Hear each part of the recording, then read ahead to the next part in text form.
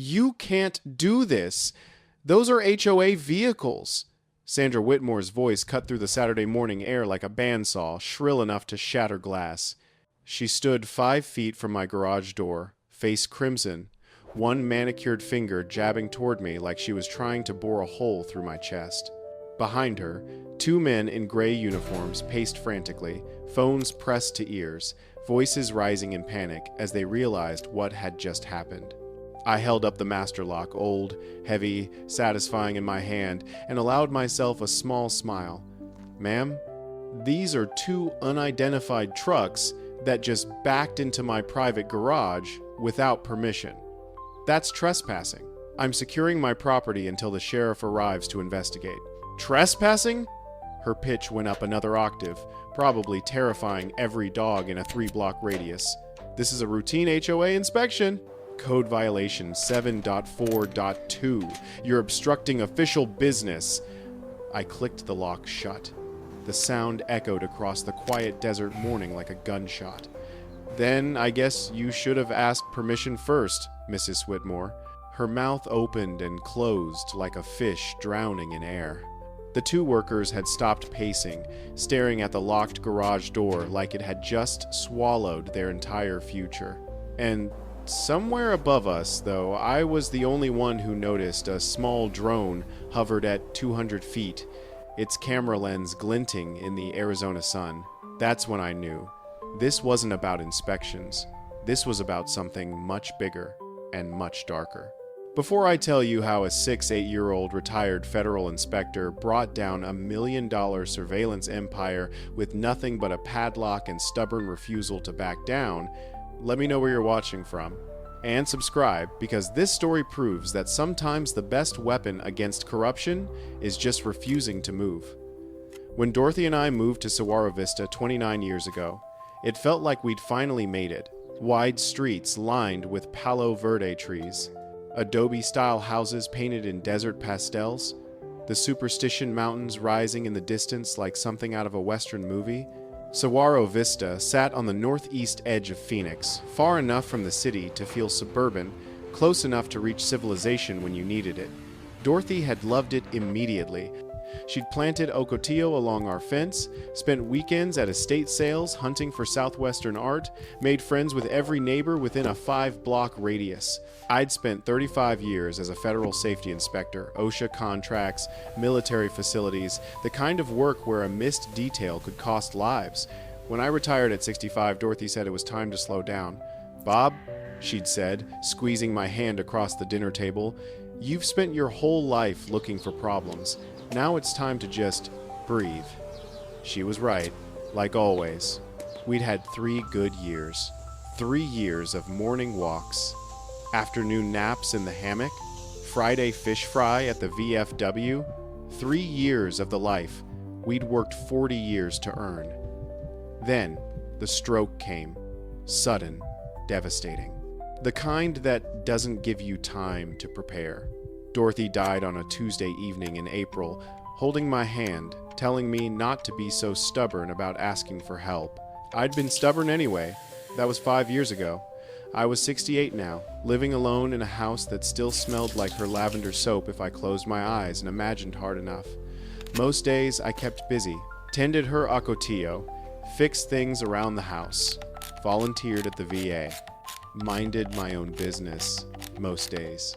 But this Saturday, February 15th, 2025, was not most days. I was watering Dorothy's desert garden when I heard it. That unmistakable rumble of diesel engines, too loud, too close, too wrong, for 7:42 on a quiet weekend morning. I set down the hose and turned slowly. 2 Chevy Silverado trucks, both black as fresh asphalt, were backing directly into my open garage. No warning. No headlights, no license plates visible, just the grinding whine of reverse gear and the sharp beep of backup sensors echoing off my driveway. I didn't shout, didn't run toward them waving my arms.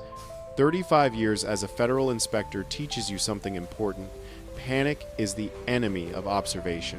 So I watched. 2 men in matching gray uniforms jumped out, HOA maintenance stitched across their backs in bright yellow.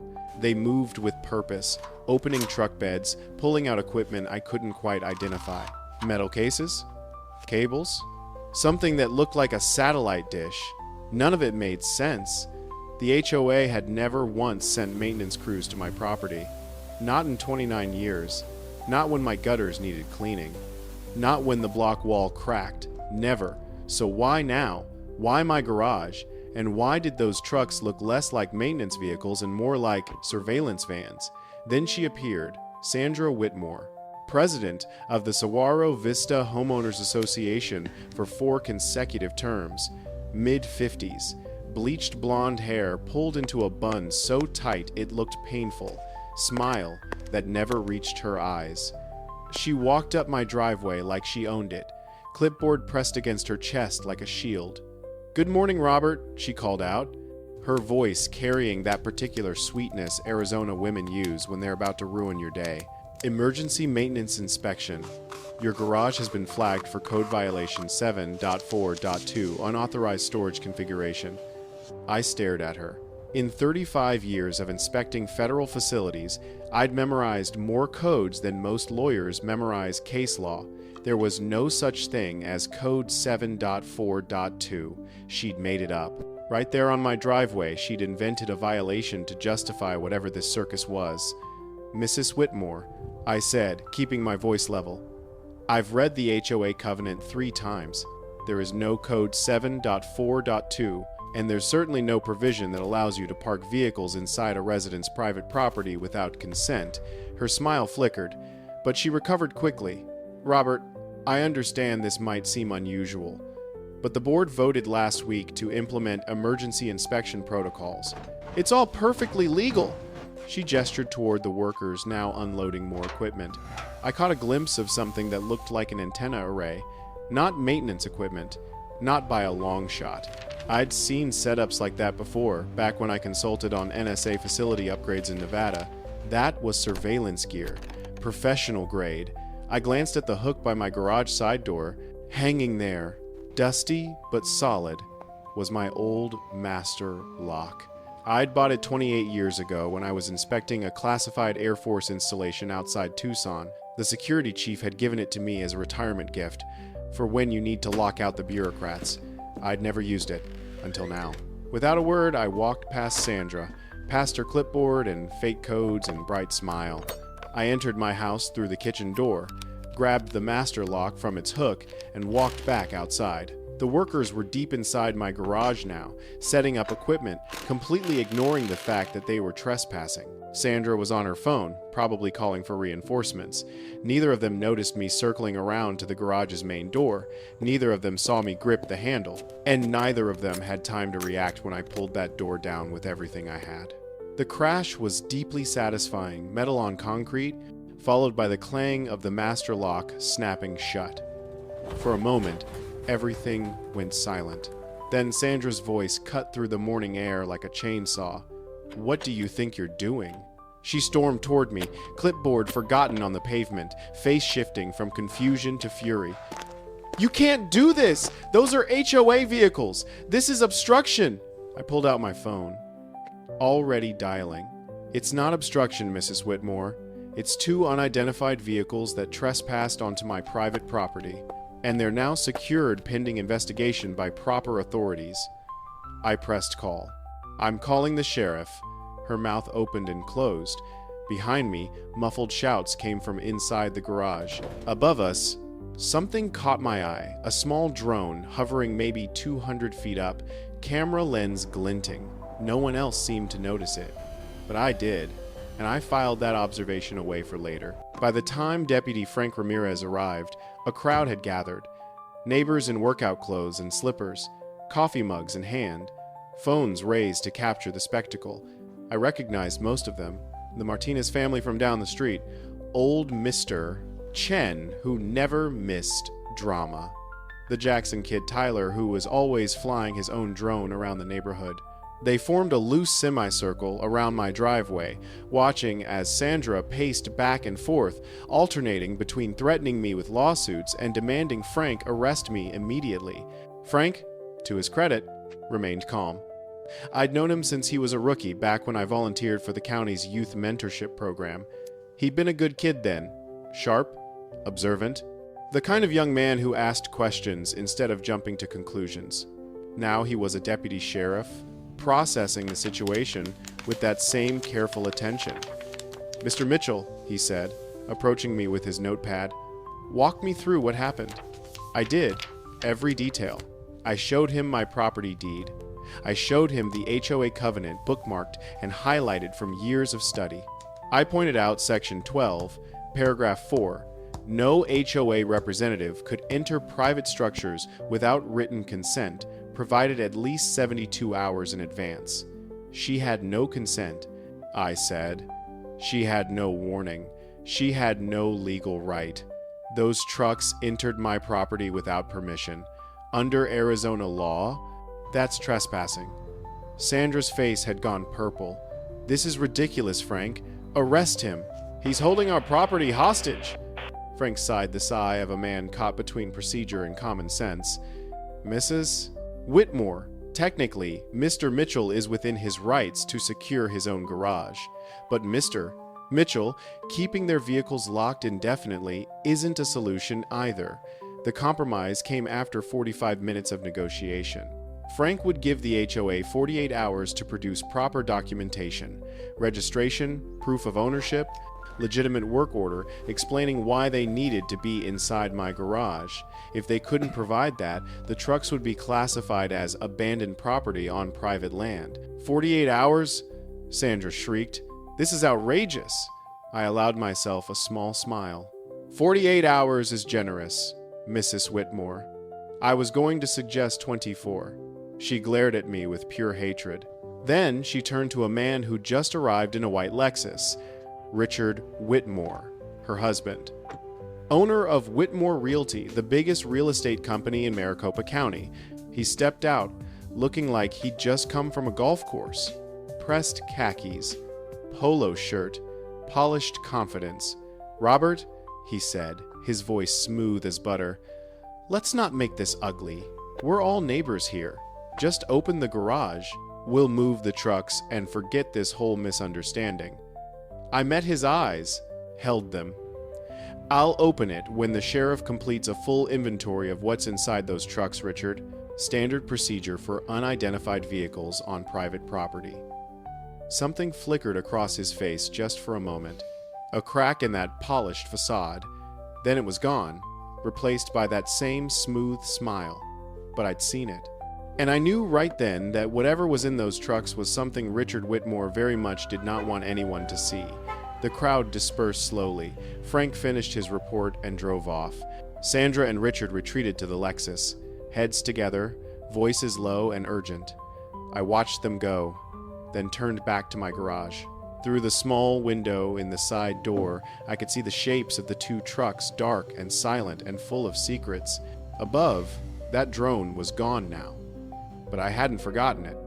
I walked into my house, poured myself coffee, and sat down at my kitchen table. On the wall across from me hung a photograph of Dorothy taken on our 30th anniversary. She was laughing at something I'd said, eyes crinkled with joy. "You always said I was too stubborn for my own good," I murmured to the empty room. "But you also said when a man's right, he needs to stand firm." I took a long sip of coffee and opened my laptop. It was time to do what I'd done for 35 years. Investigate, document, build a case. Whatever was inside those trucks, I intended to find out.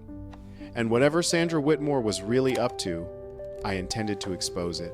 She thought she could push around a 8-year-old retiree. She had no idea who she was dealing with. The next morning, I woke before dawn. Old habits from 35 years of early inspections don't fade just because you retire. I made coffee black and strong, the way Dorothy always complained about, but secretly loved. Through my kitchen window, I could see my garage sitting there in the gray pre-dawn light, solid and silent. Those two black trucks were still inside, locked away behind 3 inches of steel and one very stubborn old man. I'd barely slept. My mind ran through possibilities like a computer processing data. What kind of maintenance operation requires surveillance equipment? Why would the HOA president personally oversee a garage inspection? And why had Richard Whitmore looked so nervous when I mentioned inventorying the trucks? None of it added up. But I've learned that when the numbers don't add up, someone's cooking the books. Always. Without exception. By 8 a.m., the circus had resumed. Sandra arrived first, this time with reinforcements. 3 men in suits, who looked like lawyers, or at least wanted to. They huddled on the sidewalk, pointing at my garage, scribbling on legal pads. Then came the neighbors, drawn by fresh drama like moths to a porch light. By my count, at least 30 people had gathered by the time Deputy Frank pulled up. He stepped out looking tired, the kind of tired that comes from being caught in the middle of something you want no part of. Sandra intercepted him before he could reach my driveway. I watched from my porch as she gestured wildly, her voice carrying in sharp fragments. Illegal detention, property damage, emotional distress. The lawyers nodded along, occasionally interjecting with phrases like actionable offense and civil liability. Frank listened patiently. Then he walked over to me, leaving Sandra sputtering. "Mr. Mitchell," he said quietly, "she's threatening charges, false imprisonment of property, whatever that means. Her lawyers are talking about emergency injunctions." I nodded slowly. "And what do you think, Frank?" He glanced back at Sandra. "I think in 15 years of law enforcement, I've never heard of anyone imprisoning a truck. I also think you taught me to look at evidence before jumping to conclusions." That's when Sandra lost her composure. She pushed past her lawyers and stormed toward us, heels clicking like angry Morse code. "This is absurd!" she shouted loud enough for the entire neighborhood to hear. "This senile old man is holding our community hostage. He's unstable. He's dangerous!" The crowd stirred, murmuring. Sandra planted herself directly in front of me. "Listen to me, Robert. You have no idea what you're dealing with. Open that garage right now, or I will personally ensure you spend your remaining years drowning in legal fees." I met her gaze without flinching. 35 years of facing down angry contractors and corrupt developers had given me plenty of practice. Mrs. Whitmore, threatening a senior citizen in front of 30 witnesses and a deputy sheriff seems like poor strategy. But what do I know? I'm just a senile old man. A ripple of laughter went through the crowd. Sandra's face flushed crimson. Before she could respond, a familiar voice cut through the tension. "The drone's been watching the whole thing." I turned to see Tyler Jackson, the 7-year-old tech kid from 3 houses down, standing at the edge of my lawn with his tablet. He pointed at the sky, where a small drone hovered about 200 feet up. "That's not a standard consumer model." Tyler continued walking closer, eyes fixed on his screen. "That's commercial-grade surveillance equipment. Encrypted frequency. It's been up there since yesterday morning. Came back again at dawn today." The crowd's murmur grew louder. People looked up, shading their eyes. Sandra's expression shifted from anger to something else. Something that looked almost like fear. That's neighborhood security," she stammered. "The HOA installed it last month for everyone's protection." Mrs. Chen pushed to the front. 72 years old, silver hair, memory sharp as anyone half her age. "Funny thing about that, Sandra," she said. "I've been on the HOA budget committee for 6 years. We never approved any drone purchase, never even discussed it." More murmurs. Sandra's lawyers exchanged nervous glances. I watched Richard Whitmore's Lexus pull up, watched him step out and assess the situation with calculating eyes. He walked over to Sandra, leaned in to whisper something. Whatever he said drained the fight out of her almost instantly. She straightened up, smoothed her blouse, and forced a smile that looked more like a grimace. "This isn't over," she said quietly, just loud enough for me to hear. Then she turned and walked back to the Lexus. Frank waited until they'd driven away before speaking.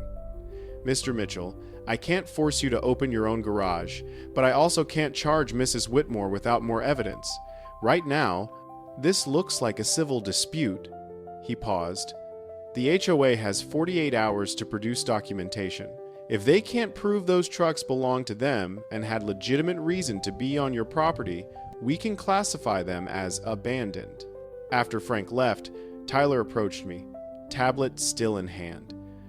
"Mr. Mitchell, that drone bothers me. It's using military-grade encryption. Someone spent serious money on that thing. I studied the boy's face. Can you track it? Find out where it's being controlled from?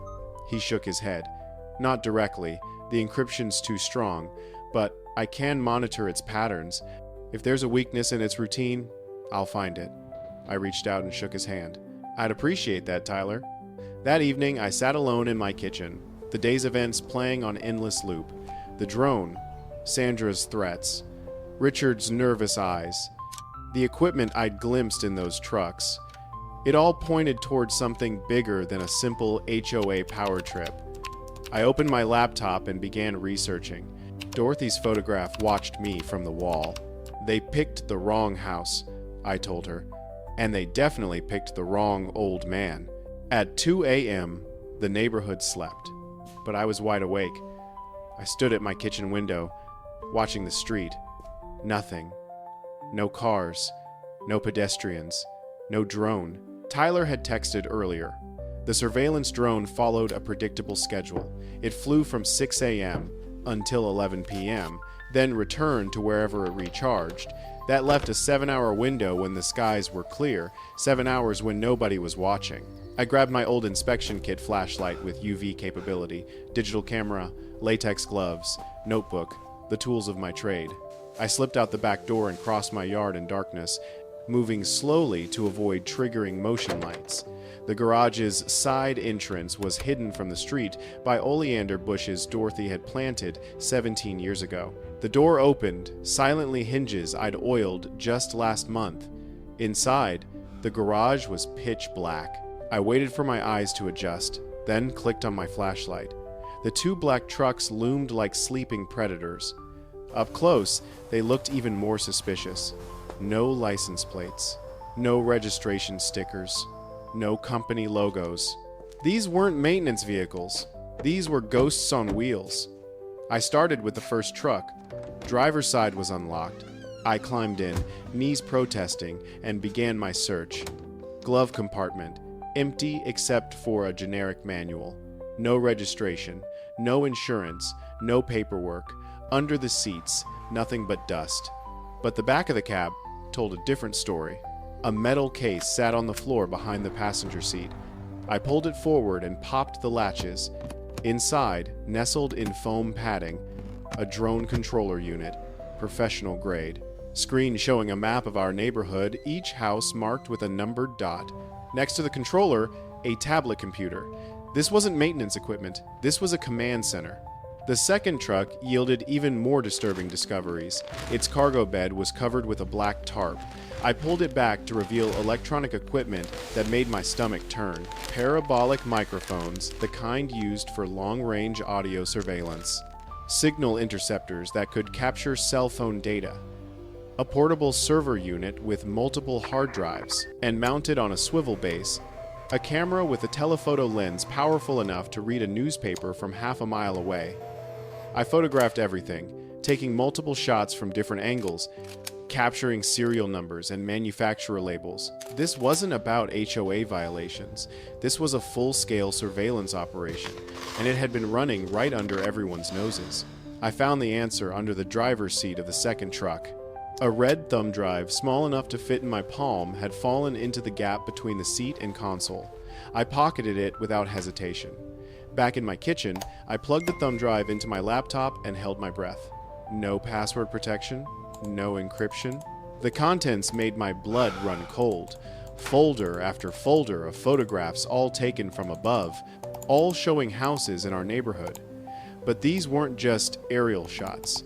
They were surveillance files, complete with detailed notes.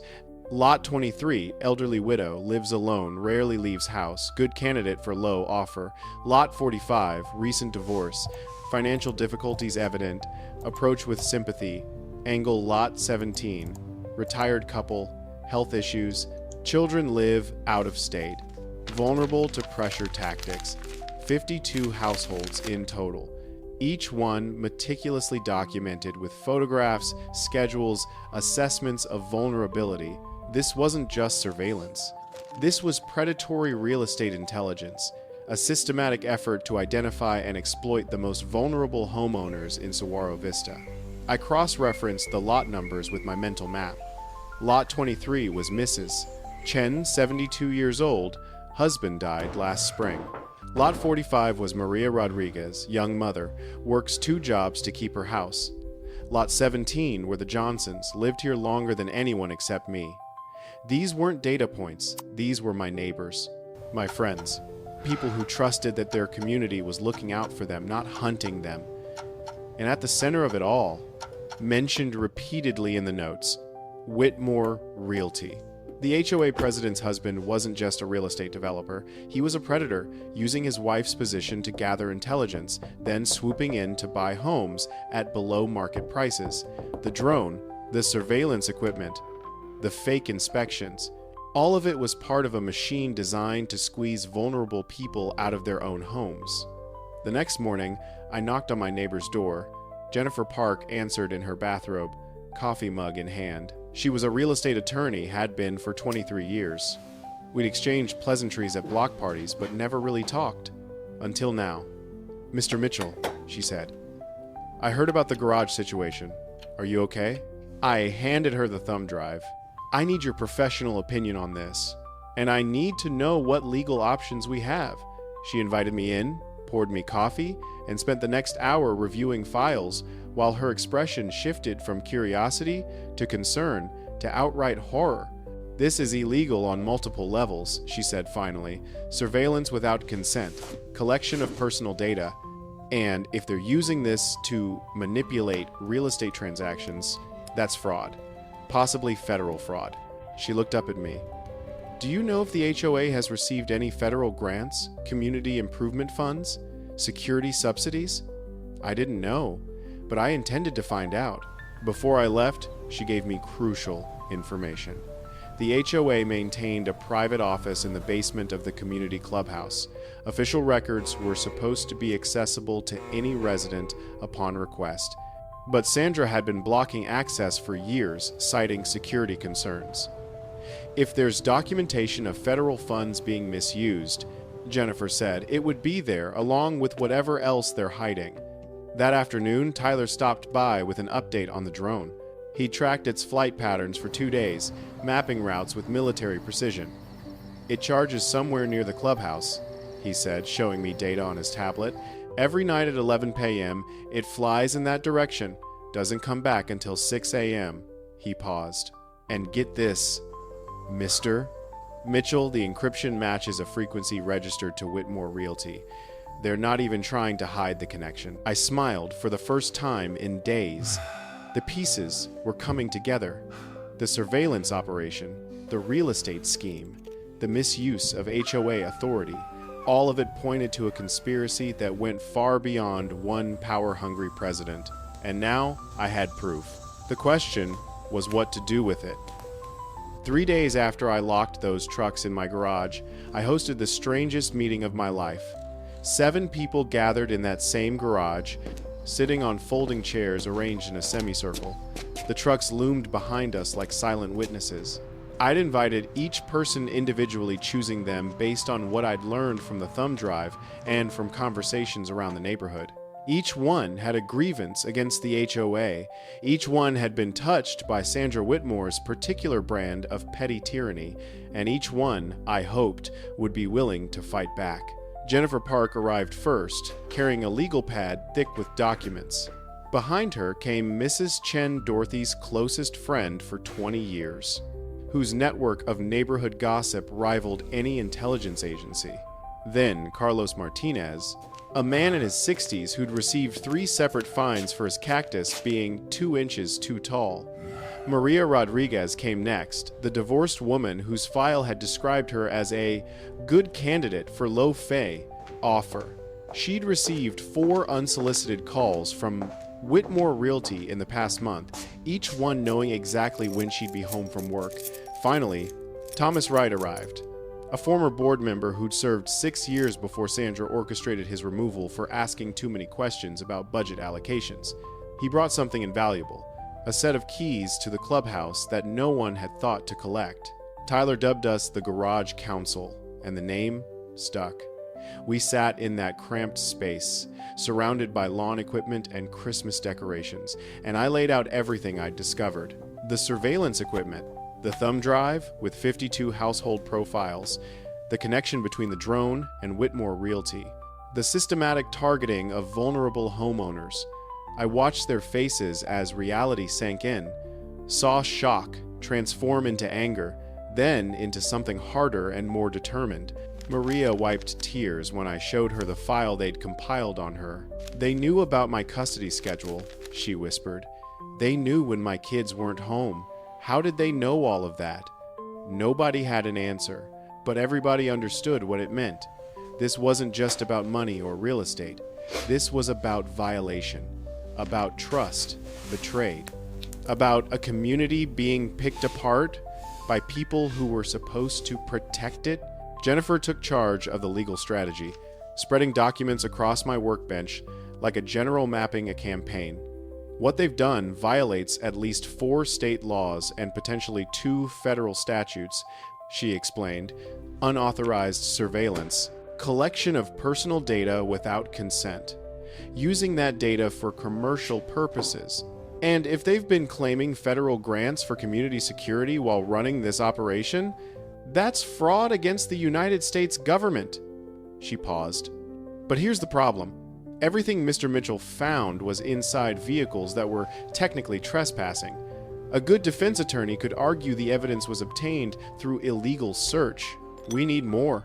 We need documentation proving the HOA officially sanctioned this program and that the Whitmores personally profited from it. Thomas raised his hand. The records would be in the clubhouse basement. Sandra keeps everything down there, meeting minutes, financial statements, contracts, but she never let anyone look through them. Mrs. Chen leaned forward, eyes bright. "I've been keeping track of that woman's schedule for years," she said. "Every Thursday night she hosts her book club at the clubhouse. They meet upstairs from 7 to 10. The basement's always empty." She smiled a wicked little smile that reminded me why Dorothy had adored her. If someone wanted to poke around that basement without being disturbed, Thursday night would be the time. Everyone turned to look at me. I understood why. This was my fight, my garage, my neighbors being victimized. If anyone was going to take the risk, it should be me. I nodded slowly. "Thursday night it is. But I'll need help." We spent the next hour planning with detail that would have impressed my old colleagues at OSHA. Tyler would handle technical support, monitoring, drone status, and any security systems. Mrs. Chen would position herself at the coffee shop across the street, watching the entrance. Thomas provided a hand-drawn map of the clubhouse layout, marking the basement entrance, electrical panels, emergency exits. Jennifer would stay behind, preparing the legal framework for whatever we might find. As the meeting wound down, I asked everyone to wait. "I want to thank you all for being here. I know this isn't easy. Standing up to people like the Whitmores never is. They have money, lawyers, connections." I paused, glancing at the corner where Dorothy's gardening tools hung. My wife used to say that communities don't die from external threats. They die from internal rot, from people who abuse trust, from neighbors who exploit neighbors. What the Whitmores have been doing is exactly that kind of rot, and if we don't cut it out, it will spread until there's nothing left worth saving. Nobody spoke for a long moment. Then Carlos stood up, weathered face set with determination. "My father bought this house in 1978, paid cash, saved for 18 years to do it. When he died, he left it to me. Last month, I got a letter from Whitmore Realty offering 60% of market value. Now I know where they got their information." He looked around. "I'm in, Mr. Mitchell, whatever it takes." One by one, the others echoed his commitment. After everyone left, I stood alone in my garage, surrounded by shadows and secrets. In 2 days, I would sneak into the clubhouse basement and search for proof of federal fraud. In 2 days, I would either find what I needed to bring down the Whitmores, or come up empty and face whatever retaliation they could muster. The odds weren't great, a 6-8-year-old man against a real estate empire built on exploitation and lies, but I'd spent 35 years inspecting facilities, learning to see what others missed, finding the cracks that revealed structural failures. And I'd seen enough cracks in the Whitmore operation to know their foundation was rotten. All I needed was the right evidence to prove it. Thursday came faster than I expected. By 6:30 p.m., I was positioned in my car 2 blocks from the clubhouse, watching the sun sink below the desert horizon. Mrs. Chen confirmed via text, book club assembling on schedule, 8 women, including Sandra, all carrying wine bottles and novels they'd never discuss. Tyler verified the surveillance drone was operational but focused on the eastern side, nowhere near the clubhouse. Thomas's keys sat heavy in my pocket. At 7:15, I made my move. The clubhouse was a 2-story Pueblo-style building at the center of Saguaro Vista, built in the 1992, renovated twice since. The main entrance faced the parking lot, where I could see book club members' cars lined up. But the basement had its own entrance around back, a service door half hidden behind overgrown creosote bushes. I approached from the adjacent property, cutting through a gap in the fence Thomas had told me about. The back of the clubhouse was dark and quiet. I reached the service door, inserted the first key, and held my breath. It turned. The lock clicked open. Just like that, I was inside. The basement smelled like old paper and dust, the particular mustiness of records untouched for years. I switched on my flashlight, keeping the beam low. I found myself in a narrow corridor lined with storage shelves.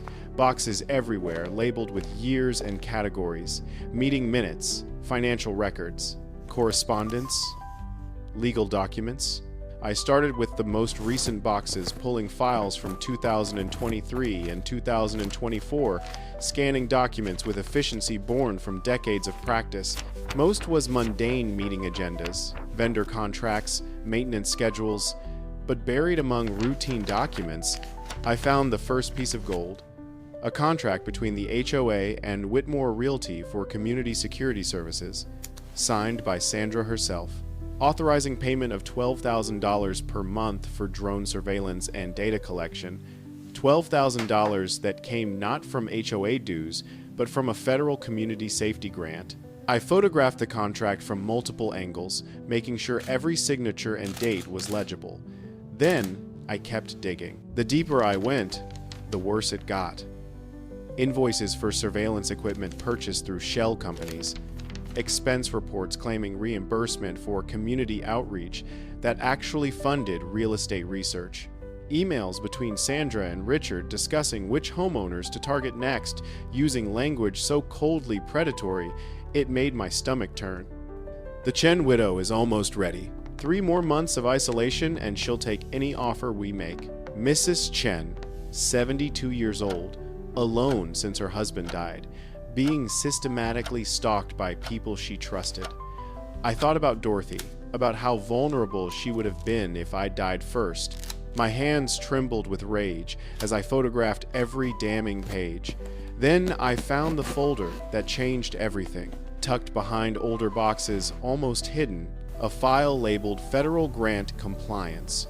Inside were documents proving the HOA had been claiming federal funds for community security improvements that never happened, receipts for equipment never purchased, invoices for services never rendered. A paper trail of fraud stretching back 3 years, totaling nearly $500,000 in stolen government money. This wasn't just a local real estate scheme, this was a federal crime. Wire fraud, conspiracy, theft of government funds, the kind of charges that put people in prison for decades. I photographed everything, my camera clicking like a mechanical heartbeat. Each image another nail in the Whitmore coffin. A noise from above made me freeze. Footsteps heavier than book club heels moving across the floor directly overhead. I killed my flashlight and pressed against the wall, heart pounding. The footsteps stopped. A door opened, then closed. More footsteps, descending stairs. Someone was coming down to the basement. I looked around frantically and found a gap behind a tall filing cabinet just wide enough if I turned sideways. I squeezed into the space and waited. The basement door opened. Light flooded in. Then, I heard his voice, smooth baritone of a man accustomed to getting what he wanted. "Yeah, the trucks are still locked up," he said, clearly on a phone. That old bastard thinks he's clever, but we'll deal with him at tomorrow's meeting. Richard Whitmore. Here, now, less than 20 feet from where I was hiding. Through a crack between the cabinet and wall, I could see him pacing near the doorway. No, the evidence is secure, he continued. Sandra keeps everything in the basement. Nobody has access but her. He laughed, a cold sound that echoed off concrete walls. Trust me, this neighborhood will belong to us within 2 years. We've already identified 15 more properties. The drone data makes it easy. It's like shooting fish in a barrel. I pulled out my phone, hands steady despite adrenaline, and hit record. Every word was another piece of evidence. Another confession he thought no one would ever hear. He talked for another 5 minutes, outlining the next phase, naming specific homeowners they planned to target, discussing how to pressure the elderly and financially struggling into selling at fractions of value. When he finally hung up and headed back upstairs, I waited a full 10 minutes before daring to move. My legs had gone numb from crouching, but I barely noticed. I had everything I needed, more than enough to bring them down. Getting out was easier than getting in. Richard had left the basement door unlocked, apparently too confident to bother with precautions. I slipped back through the service entrance, retraced my path, made it to my car, without incident. My hands shook as I started the engine, not from fear, but from the enormity of what I'd uncovered. Federal fraud, systematic exploitation, a conspiracy to steal homes from vulnerable people. And now I had proof. Photographs, documents, a recording of Richard Whitmore himself laying out their entire scheme. Tomorrow was the monthly HOA meeting. The whole neighborhood would be there, and so would I. With evidence that would blow their operation wide open, the clubhouse had never been this crowded. 87 residents packed into a room designed for 50. Folding chairs crammed everywhere, people standing 3 deep along walls. Word had spread like wildfire. I arrived 5 minutes late. Deliberately timing my entrance, Jennifer walked beside me, carrying a laptop bag that contained everything we needed. Behind us came Tyler, nervous but determined, his own laptop clutched like a shield. We found seats in the back row, partially hidden behind a pillar. Sandra Whitmore stood at the front, resplendent in a crimson power suit. Richard sat in the front row, legs crossed. Expression serene. The picture of a man who believed he controlled everything. The other board members flanked Sandra at the head table, shuffling papers, avoiding eye contact. "Good evening, everyone," Sandra began, amplified voice cutting through murmurs. "Thank you all for coming. I know there's been some excitement recently, and I want to assure you the board is handling it appropriately." She paused, gaze sweeping the room until it landed on me. Her smile didn't waver, but something flickered behind her eyes. "Before we begin our regular agenda, I'd like to address the incident involving one of our residents and 2 HOA vehicles. As some may know, Mr. Mitchell has been holding these vehicles hostage for nearly a week, despite repeated requests to release them." She let that sink in. "Furthermore, I'm proposing a special assessment of $10,000 per household to fund critical infrastructure improvements." The murmur became a rumble. $10,000. For many families here, that was an impossible sum. I saw Maria go pale, saw Carlos clench his fists. I stood up. The room fell silent. Sandra's smile flickered. "Mrs. Whitmore," I said, voice carrying clearly. "Before we vote on any assessments, I have questions about HOA finances that the community deserves to hear answered." She recovered quickly, plastic smile snapping back. "Mr. Mitchell, this isn't the appropriate time. If you have concerns, submit them in writing. I think the community would prefer answers now. For example, I'd like to know why the HOA has been paying $12,000 per month to Whitmore Realty for security services never approved by the membership." The room erupted. People turned to look at Richard, who'd gone very still. Sandra's face drained of color. "That's absurd," she stammered. "I don't know where you're getting your information." I nodded to Tyler, who was already connecting his laptop to the projector. "Then you won't mind if I show everyone what I found in the clubhouse basement last night." The screen behind Sandra flickered to life, displaying the first photograph, the contract between the HOA and Whitmore Realty, complete with her signature. Gasps echoed. Sandra spun around, staring at the screen like seeing a ghost. "That's confidential. You had no right." I clicked to the next image. Invoices for surveillance equipment. Then the next. Expense reports for non-existent programs. Then the next. Emails between Sandra and Richard discussing which homeowners to target. Each image landed like a hammer blow. These documents show a pattern of fraud, embezzlement, and predatory real estate practices, I said steadily. The HOA has been claiming federal community safety grants to fund a surveillance operation designed to identify vulnerable homeowners for acquisition by Whitmore Realty. Richard was on his feet, pushing through the crowd toward the projector. "Turn that off." "This is stolen property!" But before he could reach it, Deputy Frank Ramirez stepped through the door, followed by 2 other officers. I'd called him that morning, explained what I'd found, asked him to be present. He positioned himself between Richard and the projector. "Mr. Whitmore, I think you'd better sit down." Richard's face contorted with rage, but he wasn't stupid enough to challenge a uniformed officer in front of 87 witnesses. He retreated, eyes never leaving my face. I clicked to the final piece of evidence, the audio recording. Richard's voice filled the room, clear and damning. "That old bastard thinks he's clever. But we'll deal with him at tomorrow's meeting. This neighborhood will belong to us within 2 years. We've already identified 15 more properties. The drone data makes it easy. It's like shooting fish in a barrel." I watched the crowd's reaction, saw shock transform into anger, saw neighbors turning to look at each other with dawning horror. By the time it ended, the room was in an uproar. Sandra made one last desperate attempt. "This is all fabricated," she shouted. He broke into the clubhouse and manufactured these documents to destroy my reputation. She turned to Richard. Tell them this is all lies." But Richard wasn't looking at her. He was looking at Deputy Frank, who was walking toward him with handcuffs.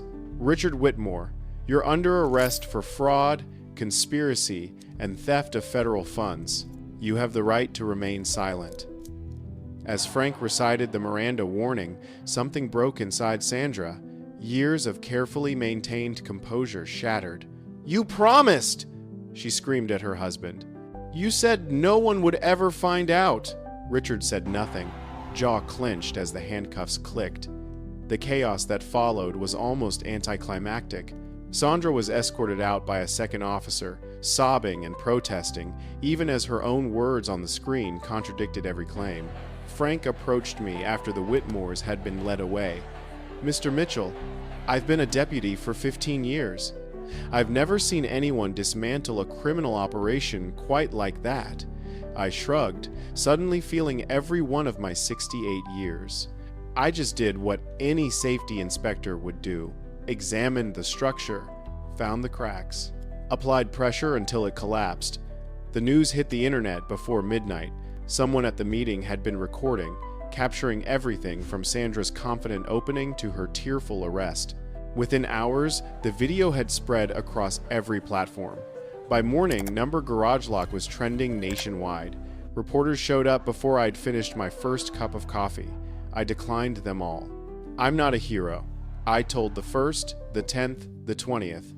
I'm just a man who didn't like strangers parking in his garage. The legal aftermath unfolded with slow inevitability. The FBI took over within 48 hours, seizing computers, impounding the trucks, interviewing dozens of residents. Preliminary charges against Richard included wire fraud, conspiracy theft of federal funds, unauthorized surveillance. Sandra faced similar charges, though her lawyers immediately positioned her as a victim of her husband's manipulation. 1 week after the meeting, the neighborhood held an informal gathering at the community park. More than 100 people showed up sprawling across grass with blankets and lawn chairs, children running between adults. Stories began slowly, tentatively. Mrs. Chen stood first, voice steady despite emotion. She talked about letters from Whitmore Realty, the pressure to sell, the feeling of being watched. "I thought I was being paranoid," she said. "Now I know I wasn't imagining anything. She sat down to applause. The next person stood, then the next. For 2 hours, neighbors shared experiences, a collective unburdening of fears that had been building for years. Maria spoke about phone calls always coming when her children were away. They offered me 40% below market value and acted like they were doing me a favor. Carlos revealed he'd received 7 violations in 1 year each, designed to wear him down. I would have died before I let them take it, but I was running out of hope. When my turn came, I almost didn't stand, but people were looking at me expectantly, so I stood, knees protesting. "I've been thinking about why this happened," I said slowly. "Not the fraud. That's simple. Greed, opportunity, power. What I've been thinking about is why it went on so long, why it took trucks in my garage to bring it down." I paused. "I think it's because we forgot what a community is supposed to be. We paid our fees and assumed someone else was taking care of things.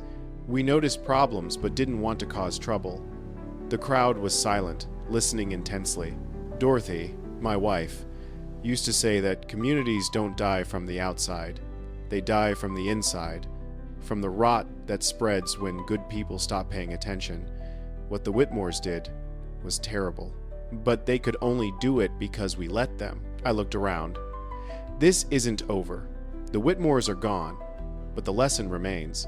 A community is only as strong as its weakest member, and only as honest as its most vigilant citizen. The applause was thoughtful, reflective. Jennifer stood with an announcement: emergency elections next week for a new HOA board. We're going to do things differently. Open meetings, transparent finances, community votes on assessments over $500, no more secret deals, no more drone surveillance. The applause this time was louder, more hopeful. That evening, I walked home through streets that looked different somehow. The same houses, the same desert landscaping, the same saguaros, but something had shifted. Neighbors waved from porches, children shouted greetings. An elderly woman stopped me to say thank you, pressing homemade cookies into my hands. It felt like the neighborhood had woken from a long sleep. I thought about Dorothy, about all the years she'd spent tending her garden and chatting with neighbors. She would have loved this.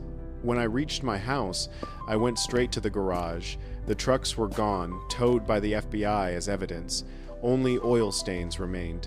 I walked to the corner where my tools hung, where Dorothy's gardening equipment waited. The master lock was back on its hook, cleaned, oiled, ready. I picked it up, feeling its familiar weight. "We did it, Dorothy," I said to the empty garage. "We stopped them. We brought the community together."